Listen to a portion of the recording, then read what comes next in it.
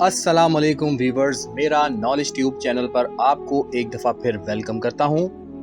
تاریخ اسلام سیریز کے حوالے سے ایک اور نئی ویڈیو کے ساتھ حاضر ہوں، اور آج کی اس ویڈیو میں ہم ذکر کریں گے جس نبی کا، ان کا نام نامی ہے حضرت داؤد علیہ السلام۔ حضرت داؤد علیہ السلام خدا کے برگزیدہ نبی تھے۔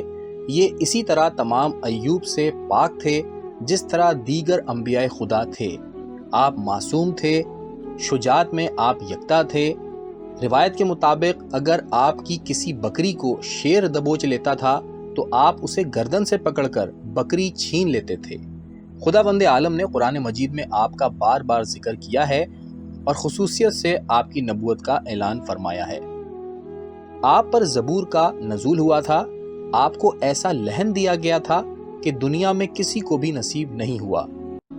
جب آپ زبور کی تلاوت فرماتے تھے تو حلق سے بہتر قسم کی آواز پیدا ہوتی تھی، چونکہ زبور میں احکام نہ تھے بلکہ مواعظ و حکم تھے، اس لیے آپ شریعت موسوی کے پیرو اور تورات کے احکام پر عامل تھے۔ خدا نے آپ کو ان انبیاء میں شامل کیا تھا جنہیں نبوت کے ساتھ ساتھ بادشاہت بھی عطا کی تھی۔ امام سالبی آپ کی ان صفات سے متعلق جن سے خداوند عالم نے آپ کو خصوصی طور پر متصف فرمایا ہے، لکھتے ہیں کہ آپ پر خدا نے زبور نازل کی جو کہ عبرانی زبان میں ہے۔ اس میں 150 سوریں ہیں جن میں سے 50 سوروں میں بادشاہوں، بخت نصر و اہل بابل وغیرہ کا ذکر ہے، اور 50 سوروں میں روم اور اہل ایران کا ذکر ہے، اور 50 سوروں میں مواعظ و حکم ہے۔ اس میں حلال اور حرام کا ذکر نہیں ہے۔ حضرت داؤد کو ایسا لہن دیا تھا کہ جب زبور پڑھنے کے لیے آپ جنگل کو روانہ ہوتے تھے تو ان کے پیچھے علماء کا گروہ، علماء کے پیچھے لوگوں کا ہجوم، اور لوگوں کے پیچھے جنوں کا گروہ، اور جنوں کے پیچھے شیاطین کا گروہ ساتھ جاتا تھا۔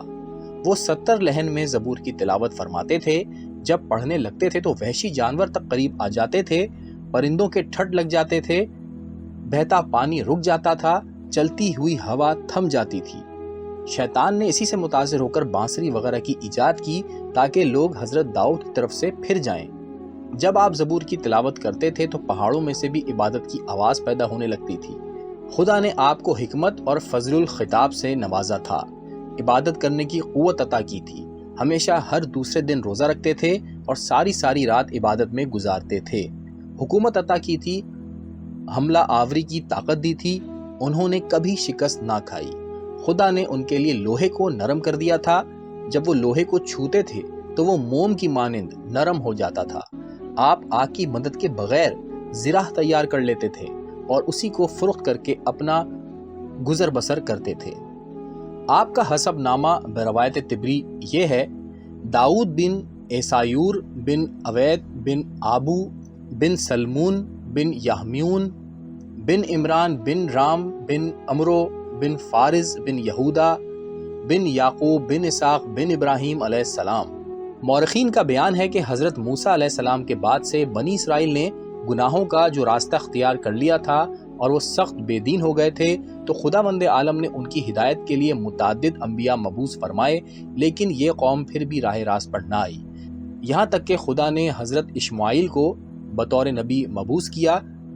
حضرت اسماعیل ان کی ہدایت کرتے رہے لیکن وہ کسی طرح نہ سنبھلے۔ بالآخر خداوند عالم نے ان پر ایک جابر بادشاہ جالوت نامی مسلط کر دیا۔ اس نے ظلم و جور کے پہاڑ ان پر توڑ دیے، ان کے مردوں کو قتل کیا، ان کی عورتوں کو کنیزی میں لیا، اور اسی قسم کے بہت سے مظالم کرتا رہا، یہاں تک کہ بنی اسرائیل عاجز آ گئے اور انہوں نے حضرت اسماعیل کی خدمت میں حاضر ہو کر عرض کی کہ آپ خدا سے دعا کیجئے کہ وہ ایک ایسا سردار ہمیں عطا کرے کہ ہم اس کے ذریعے سے جالوت کی سلطنت کا تختہ الٹ دیں، کیونکہ اس کے مظالم اب برداشت نہیں ہوتے۔ حضرت اسماعیل نے کہا کہ اب جب کہ تم اس سے لڑنے کو تیار ہو تو پھر اپنے ارادے مضبوط کر لو، ان قریب خدا تم پر جہاد واجب کر دے گا، تم جم کر لڑنا تاکہ جالوت کا خاتمہ ہو جائے۔ الغرض ان لوگوں پر خدا کی طرف سے فریضہ جہاد عائد کر دیا گیا، مگر وہ اس کی ادائیگی پر مستعد نظر نہ آئے۔ انہوں نے کہا کہ ہم ایک سردار چاہتے ہیں، آپ دعا کر دیجئے۔ انہوں نے فرمایا کہ سردار کے معین ہونے پر بھی تمہیں جنگ ہی کرنا ہوگی، اور اب جب کہ جہاد فرض ہو گیا ہے اب بھی لڑنا ہی ہے۔ جب تم ابھی جہاد سے پیٹ موڑ رہے ہو تو سردار کے تعین ہونے کے بعد کیسے جنگ کرو گے؟ انہوں نے کہا کہ نہیں، ہم اس وقت جنگ کر لیں گے۔ بہرحال اللہ تعالیٰ نے طالوت کا تقرر کر دیا جو ان پر سردار مقرر ہو گئے۔ جب ان کی سرداری کا اعلان ہوا تو ان لوگوں نے انکار کر دیا اور کہا کہ ہم میں سے بعض ان سے بھی بہتر ہیں، طالوت کا تقرر کیوں کیا گیا؟ حضرت اشماعیل نے فرمایا کہ یہ اہل ہیں اور جو تقرر ہوا ہے بالکل صحیح ہے، اب تم کو ان کی سرداری تسلیم کرنا پڑے گی۔ بہرحال ان لوگوں نے ان کی سرداری کو مان لی۔ جناب طالوت جو حضرت یوسف کے بھائی بن یامین کی اولاد سے تھے، جالوت سے جنگ کے لیے تیار ہوئے اور بنی اسرائیل کو آمادہ جنگ کیا۔ جب یہ لوگ جنگ کے لیے نکلے تو گرمی کے دن تھے، پیاس کے مارے پریشان ہوئے۔ طالوت سے کہنے لگے کہ خدا سے دعا کرو کہ کوئی نہر ملے۔ چنانچہ ایک نہر ظاہر ہوئی اور طالوت نے سب کو سمجھا دیا کہ یہ آزمائش کی نہر ہے، جس نے ایک چلو پیا وہ مجھ سے ہے اور جس نے زیادہ پیا وہ مجھ سے نہیں۔ مگر جب یہ لوگ نہر کے کنارے پہنچے تو 213 آدمیوں کے سوا سب کے سب منہ کے بل پانی پر گر پڑے اور خوب جی بھر کے پانی پیا۔ چنانچہ ان کے ہونٹ سیاہ ہو گئے، وہ چلنے سے مجبور ہو گئے۔ جن لوگوں نے ایک چلو پانی پیا تھا وہ صحیح رہے، ان کی پیاس بھی بجھ گئی۔ غرض یہ کہ یہ میدان میں پہنچے اور جنگ شروع ہوئی۔ اسی دوران میں جالوت نے اپنا مقابل طلب کیا اور کہا کہ ایسا شخص میرے سامنے لاؤ جو مجھ سے لڑنے کے قابل ہو۔ یہ سن کر جناب طالوت نے بنی اسرائیل سے کہا کہ تم میں کون ایسا ہے جو اس کے مقابلے کے لیے جائے؟ جالوت چونکہ فن سپاہگری میں مشہور تھا اور اس کی بہادری کا شہرہ تھا، اس لیے کوئی بھی اس سے لڑنے کے لیے تیار نہ ہوا۔ پھر جناب طالوت نے فرمایا کہ جو اس سے جنگ کر کے کامیاب ہوگا آدھا ملک اسے دے دیا جائے گا اور اپنی لڑکی سے بھی اس کی شادی کر دوں گا۔ اس کے باوجود بھی کوئی بھی اس سے لڑنے کے لیے تیار نہ ہوا۔ بالآخر انہوں نے حضرت اشماعیل سے عرض کیا کہ اب کیا کریں؟ انہوں نے فرمایا کہ وہ صندوق لاؤ جو تمہاری تائید میں آسمان سے اترا ہے۔ جب وہ صندوق لایا گیا اور اسے کھولا گیا تو اس میں سے ایک زرہ نکلی۔ حضرت اشماعیل نے فرمایا کہ یہ زرہ جس کے جسم پر ٹھیک آ جائے گی وہ جالوت کا قاتل ہوگا۔ چنانچہ یہ زرہ نمایاں افراد کے جسم پر پہنائی گئی مگر کسی کے جسم پر یہ ٹھیک نہ اترتی تھی۔ تو حضرت اشماعیل نے فرمایا کہ عیشا کے فرزندوں کو طلب کرو۔ جب وہ طلب کیے گئے اور ان کے جسم پر یہ زرہ ٹھیک نہ اتری تو انہوں نے کہا کہ ان کے ان 10 بیٹوں میں ایک اور فرزند بھی ہے جس کا نام داؤد ہے، اسے بھی بلاؤ۔ جب وہ فرزند جو سب سے چھوٹا تھا آیا تو زرہ اس کے جسم پر بالکل ٹھیک طریقے سے آ گئی۔ چنانچہ وہ جالوت کے مقابلے کے لیے بھیج دیے گئے۔ جناب داؤد جب جالوت کے مقابلے میں پہنچے تو انہوں نے ایک پتھر رکھ کر اس کی طرف پھینکا، کیونکہ ان کے پاس ان 3 پتھروں کے علاوہ جسے انہوں نے راستے میں اٹھایا تھا لڑنے کا اور کوئی سامان نہ تھا۔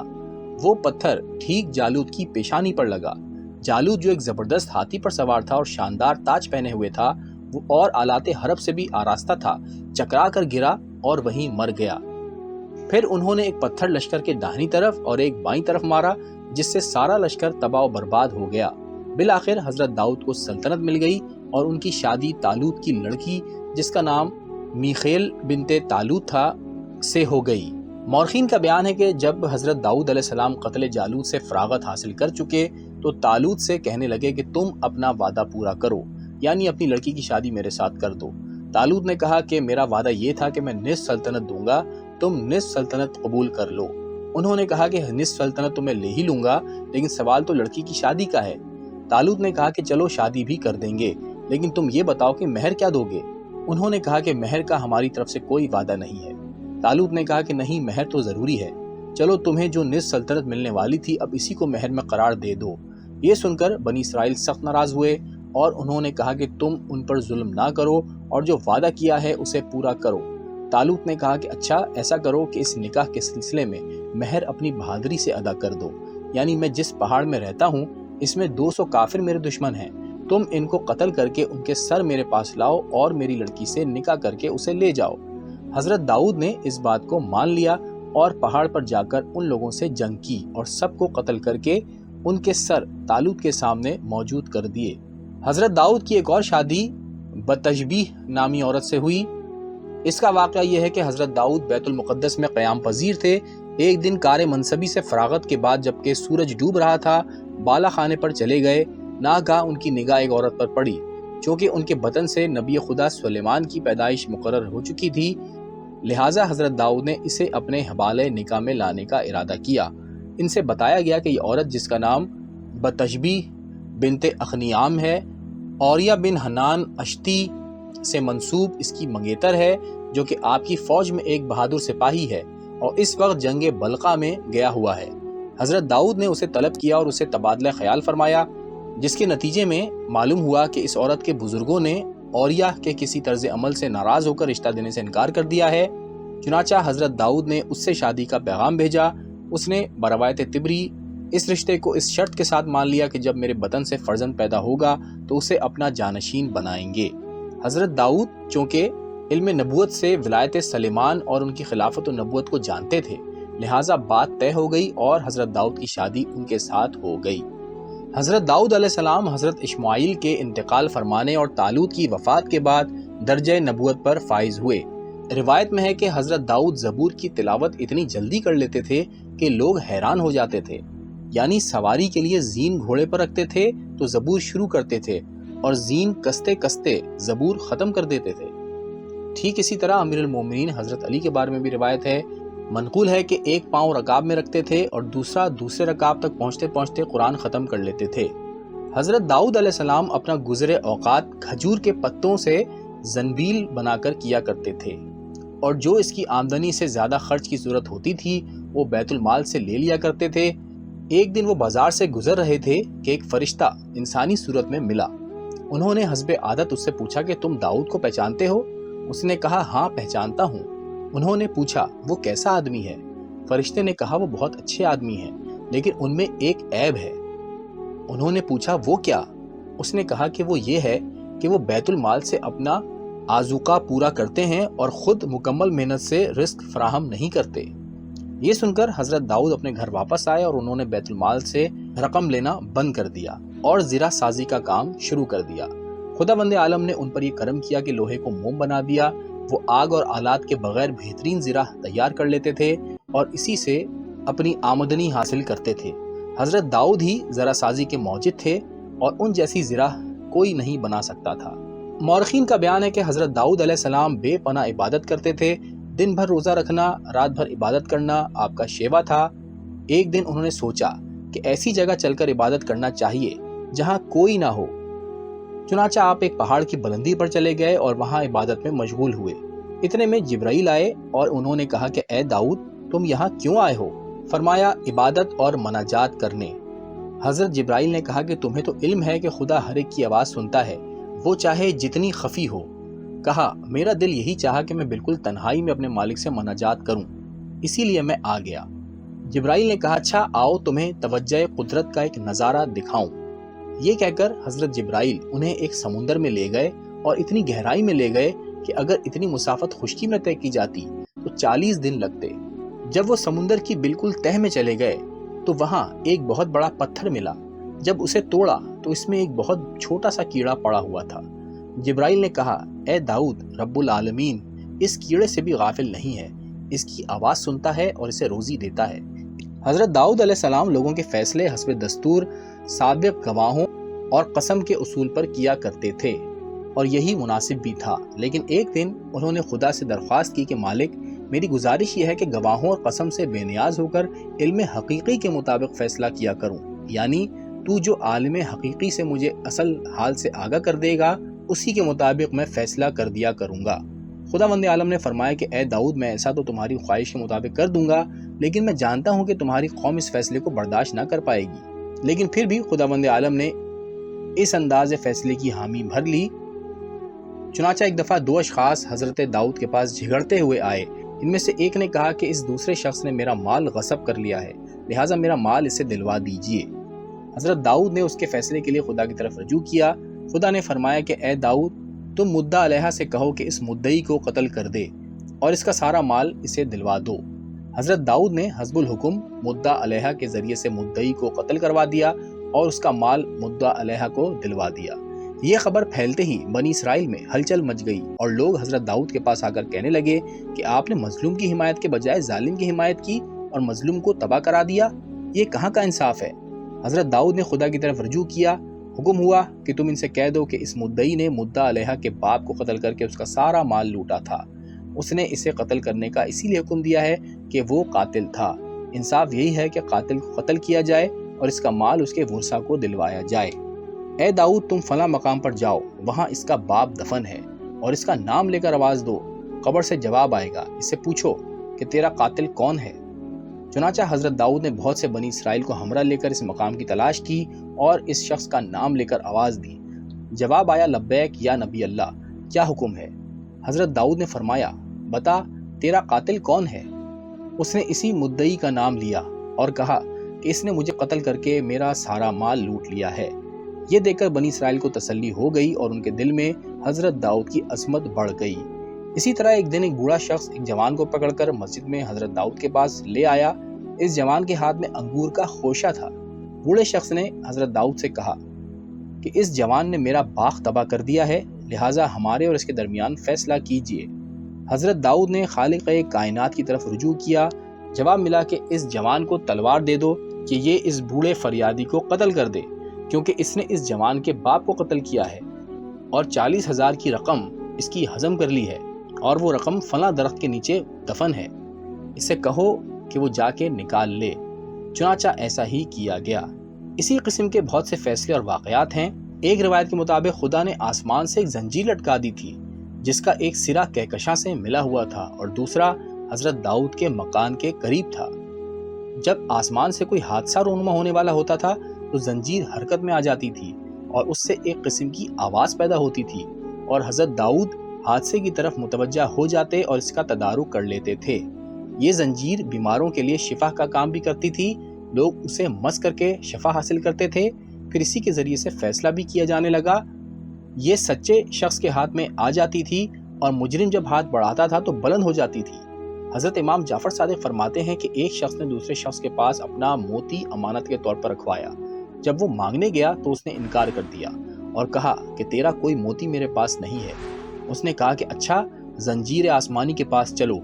چنانچہ وہ شخص زنجیر کے قریب آیا اور جب ہاتھ بڑھا کر زنجیر پکڑنا چاہا تو زنجیر اس کے ہاتھ میں آ گئی، کیونکہ زنجیر پکڑتے وقت اس نے اپنا عصا موتی کے اصل مالک کو یہ کہہ کر دے دیا تھا کہ تم اسے لیے رہو، میں ذرا زنجیر پکڑ لوں، اور اسی عصا میں اس نے سوراخ کر کے موتی کو رکھا ہوا تھا۔ اسی قسم کے حالات دیکھ کر خداوند عالم نے حضرت داؤد کو حکم دیا کہ تم گواہ اور قسم پر ظاہری حالات کی روشنی میں ہی فیصلہ کیا کرو، اور اصل حقیقت کی روشنی میں فیصلہ میرے لیے چھوڑ دو، وہ میں کروں گا۔ چنانچہ حضرت نے باطن کے بجائے ظاہر پر فیصلہ کرنا شروع کر دیا، اور وہ زنجیر بھی غائب ہو گئی جو بین السماء والارض لٹکی ہوئی تھی۔ مورخین کا بیان ہے کہ حضرت داؤد علیہ السلام نے زبان قدرت سے بعض انبیاء سابق کے حسین تذکرے سن کر درخواست کی کہ خدایا یہ انبیاء تیری نگاہ میں کس وجہ سے بلند مرتبہ ہیں۔ جواب ملا کہ میں نے ان کے امتحانات لیے ہیں اور وہ شاندار طریقے پر کامیاب ہوئے۔ حضرت داؤد نے عرض کی کہ پالنے والے میرا امتحان کب ہوگا؟ ارشاد ہوا کہ میں امتحان کا عہد معین نہیں کیا کرتا، لیکن اے داؤد تمہارے امتحان کا زمانہ معین کیے دیتا ہوں۔ چنانچہ معین کر دیا۔ روایت کے مطابق تاریخ امتحان دوشنبہ 17 رجب مقرر کی گئی۔ اسی دوران میں حضرت داؤد کے ذہن میں یہ بات آئی کہ میں ایسا عالم ہوں کہ میرا دنیا میں جواب نہیں ہے۔ خداوند عالم نے ٹھیک اسی وقت جبکہ وہ عبادت میں مصروف تھے اور اپنے عبادت خانے کو اچھی طرح بند کر رکھا تھا اور دربانوں کو بھی حکم دیا ہوا تھا کہ کسی کو اندر نہ آنے دیں، کہ 2 فرشتے بصورت انسان عبادت خانے کے روشن دان سے وہاں داخل ہو گئے۔ انہیں دیکھ کر حضرت داؤد حیران اور کچھ پریشان سے ہو گئے۔ انہوں نے کہا آپ گھبرائیں مت، ہم دونوں باہم متنازع ہیں، آپ کے پاس فیصلے کے لیے آئے ہیں اور انصاف کے ساتھ فیصلہ چاہتے ہیں۔ حضرت داؤد نے فرمایا کہ بیان کرو کس چیز سے متعلق فیصلہ چاہتے ہو۔ ایک نے کہا کہ یہ دوسرا ہمارا بھائی ہے، اس کے پاس 99 دمبیاں ہیں اور میرے پاس صرف ایک دمبی ہے، یہ کہتا ہے کہ اپنی ایک مجھے دے دو تو میری 100 دمبیاں ہو جائیں، اور میں اسے دینا نہیں چاہتا، آپ ہمارے درمیان فیصلہ فرما دیں۔ حضرت داؤد نے فرمایا کہ جس کے پاس 99 دمبیاں ہیں وہ تم پر ظلم کر رہا ہے، فیصلہ میرا ایک والے کے حق میں ہے۔ یہ سن کر ایک نے دوسرے کی طرف دیکھا اور دونوں مسکرائے اور کہا اس شخص نے نہ گواہ لیا نہ قسم کھلائی بلکہ اپنی طرف سے ہی فیصلہ کر دیا ہے۔ یہ کہہ کر دونوں حضرت داؤد کی نگاہوں سے غائب ہو گئے۔ حضرت داؤد سمجھ گئے کہ یہ فرشتے تھے اور میرا امتحان لینے کے لیے بھیجے گئے تھے، اور حقیقتاً میں نے اصول کے خلاف بلا گواہ اور قسم کے فیصلہ کر دیا ہے، نہ ان سے کچھ پوچھا نہ کچھ جرح کی۔ اس تاثر کے بعد حضرت داؤد مغفرت طلب کرنے لگے، کیونکہ وہ اب سمجھ گئے کہ ترک اولا ہو گیا ہے۔ اللہ تعالیٰ نے مغفرت کی بشارت دے کر انہیں مطمئن کیا لیکن یہ بشارت کچھ عرصہ دعائیں مغفرت کرنے کے بعد ہی ملی۔ ایک روایت میں ہے کہ وہ 40 شبانہ روز سجدے میں پڑے روتے رہے۔ ان کے رونے کا یہ عالم تھا کہ آنسوؤں کی تری سے اطراف میں گھاس اگائی تھی۔ حضرت داؤد علیہ السلام کا ایک کام یہ بھی ہے کہ آپ نے بیت المقدس کی بنیاد رکھی لیکن تکمیل نہ کر پائے۔ آخر عمر میں حضرت سلیمان کو وصیت تعمیر کی اور انہوں نے ہی بعد میں اس کی تکمیل فرمائی۔ یہی حال مسجد دمشق کی تعمیر کا بھی ہوا۔ بنیاد انہوں نے ڈالی اور تکمیل حضرت سلیمان نے کی۔ اور ایک روایت کے مطابق مسجد اقصیٰ کا بھی یہی حال ہوا۔ حضرت داؤد نے بنیاد ڈالی اور حضرت سلیمان نے اس کی تکمیل فرمائی۔ تواریخ میں ہے کہ بنی اسرائیل کا ایک گروہ جو بمقام ایلا قیام پذیر تھا، ان کی نافرمانی ان کے آبائی دستور کے مطابق حد سے بڑھ گئی تھی، تو خداوند عالم نے ان کو حکم دیا کہ جمعے کا دن عید کا دن ہے، لہٰذا اس کا احترام کیا کرو اور اس دن کوئی کام نہ کیا کرو۔ اس پر یہودیوں نے کہا کہ یہ دن عید کا ہوگا تو مسلمانوں کے لیے، ہمارے لیے عید کا دن تو ہفتہ ہے۔ خداوند عالم نے ہفتے کے دن سیر و تفریح اور شکار وغیرہ سے روک دیا اور خصوصی حکم دیا کہ مچھلی کا شکار نہ کرنا، مگر ان لوگوں نے نافرمانی کی اور اس کی ابتدا اس طرح کی کہ دریا سے دور ہٹ کر اپنے گھروں کے قریب گڈھا کھود کر پانی کی نالی وہاں تک پہنچا دی۔ ہفتے کو مچھلیوں کے دم میں دھاگا باندھ دیتے تھے اور اتوار کو اسی نالی میں کھینچ لیتے تھے۔ پھر اور آگے بڑھے اور یہ کیا کہ گہرے گڈھے کھود کر نالیوں کے ذریعے سے اسے دریا سے ملا دیا۔ ہفتے کو چونکہ مچھلیاں زیادہ آتی تھیں کیونکہ اس دن پانی کا چڑھاؤ ہوتا تھا، لہٰذا گڑھے بھر جاتے تھے اور کافی مچھلیاں اس میں آ کر رہ جاتی تھیں۔ اس طرح ان کے شکار کا سلسلہ جاری رہا۔ بالآخر وہ مچھلیاں بیچ بیچ کر مالدار ہو گئے اور عیش و عشرت میں پڑ کر خدا کو بالکل بھول گئے۔ بالآخر خداوند عالم نے ایک رات ان سب نافرمانوں کو بندر اور سور بنا دیا۔ ایک روایت میں ہے کہ انہیں بندر سور ہی نہیں بلکہ مختلف جانوروں کی شکل میں تبدیل کر دیا۔ ایک روایت میں ہے کہ 70,000 عہد داؤد میں اور 5,000 بنی اسرائیل عہد حضرت عیسیٰ میں انکار مائدہ کے سبب سے مسخ کیے گئے تھے۔ مورخین کا اتفاق ہے کہ حضرت داؤد علیہ السلام نے بحکم خدا اپنا جانشین حضرت سلیمان کو بنایا جو کہ آپ کے سب سے چھوٹے فرزند تھے۔ خداوند عالم نے داؤد نبی کے پاس ایک مہر شدہ صحیفہ ارسال فرمایا جس میں چند سوالات تھے۔ حضرت داؤد کو حکم دیا کہ تم ان سوالات کا جواب اپنے فرزند حضرت سلیمان سے مانگو، اگر وہ ان سوالات کا صحیح جواب دے دیں تو انہیں اپنا خلیفہ بنا دو۔ خدا کے حکم کے مطابق حضرت داؤد نے 70 بزرگوں اور 70 جید علماء کو طلب فرمایا اور ان کی موجودگی میں حضرت سلیمان سے کہا کہ خداوند عالم کا یہ حکم آیا ہے کہ میں تم سے چند سوالات کروں اور صحیح جواب پانے پر تم کو اپنا جانشین بنا دوں۔ جناب سلیمان نے کہا حضور والا حکم خداوندی کے مطابق سوالات فرمائیں، انشاءاللہ جواب صحیح دینے کی کوشش کروں گا۔ حضرت داؤد نے فرمایا کہ اچھا بتاؤ، قریب ترین چیز کیا ہے؟ کہا آخرت۔ بعید ترین چیز کیا ہے؟ کہا دنیا میں جو حصول آخرت کی چیز چھوڑ دی جائے۔ وہ چیز کیا ہے جو پسندیدہ ہوتی ہے؟ کہا وہ جسم ہے جس میں روح ہو۔ وہ چیز کیا ہے جس سے وحشت ہوتی ہے؟ کہا وہ ایسا جسم جس سے روح نکل جائے۔ بہترین چیز کیا ہے جو بہت کم پائی جاتی ہے؟ کہا یقین ہے۔ پوچھا وہ چیز کیا ہے جو بہت زیادہ پائی جاتی ہے؟ کہا شک۔ پوچھا وہ کون سی دو چیزیں ہیں جو قائم ہیں؟ کہا آسمان اور زمین۔ پوچھا وہ دو کون سی چیزیں ہیں جو دوڑ رہی ہیں؟ کہا آفتاب اور مہتاب۔ پوچھا وہ دو کون سی چیزیں ہیں جو متصل ہیں؟ کہا رات اور دن۔ پوچھا وہ دو کون سی چیزیں ہیں جو ایک دوسرے کے مخالف ہیں؟ کہا وہ موت اور حیات ہیں۔ پوچھا وہ کون سی شے ہے جس پر عمل کا نتیجہ ممدوح ہوتا ہے؟ کہا وہ غصے کی حالت میں برداشت اور بردباری ہے۔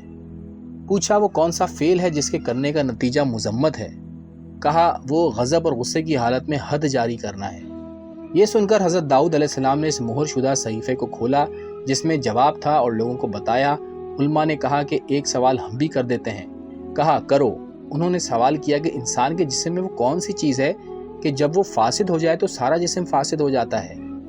حضرت سلیمان نے فرمایا هو القلب، یعنی وہ دل ہے جس کا تعلق حیات الانسانی اور عقائد سے ہے۔ یہ سن کر حضرت داؤد ممبر پر تشریف لے گئے اور ایک خطبے کے بعد فرمایا کہ خدا نے مجھے حکم دیا ہے کہ میں تم پر اپنا خلیفہ سلیمان کو بنا دوں۔ یہ سن کر کچھ لوگ ناراض ہوئے اور کہنے لگے کہ آپ نے ایک جوان کو ہم پر خلیفہ بنا دیا ہے۔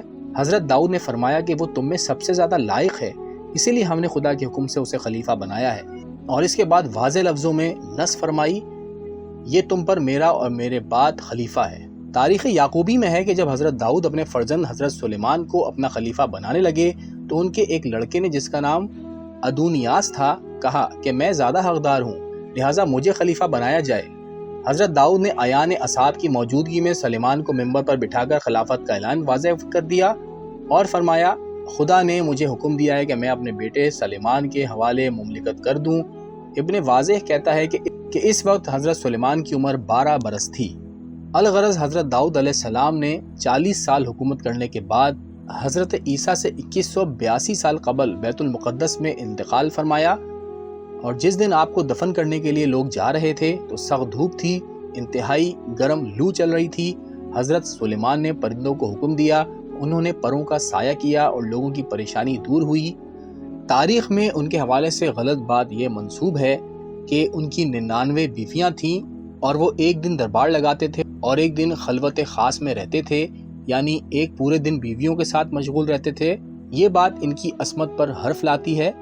تحقیق کے مطابق حضرت داؤد کی صرف 8 بیویاں تھیں اور ایک روایت کی بنا پر ان میں کنیزیں بھی شامل تھیں۔ آپ کی بیویوں کے نام یہ تھے شیتوم، اریخابل، موخا، وہات، ابیتال، اغلا، میخیل، برزبہ۔ اس کے علاوہ آپ کی 6 بیویوں سے 6 لڑکے تھے اور میخیل بنت تالوت سے کوئی اولاد نہ تھی۔ بروایت روضۃ الصفا اس کے بطن سے ایک لڑکا تھا جس کا نام شلوم تھا۔ ایک روایت میں ہے کہ ان کے 19 اولادیں تھیں اور برزبہ بنت الیات سے حضرت سلیمان تھے۔ تو ویورز، یہ تھے حضرت داؤد علیہ السلام کے حالات زندگی۔ ویڈیو آپ کو پسند آئی ہو تو لائک کیجیے گا اور شیئر کیجیے گا اپنے فرینڈ سرکل میں۔ ملتے ہیں اگلی ویڈیو میں، تب تک کے لیے اللہ حافظ۔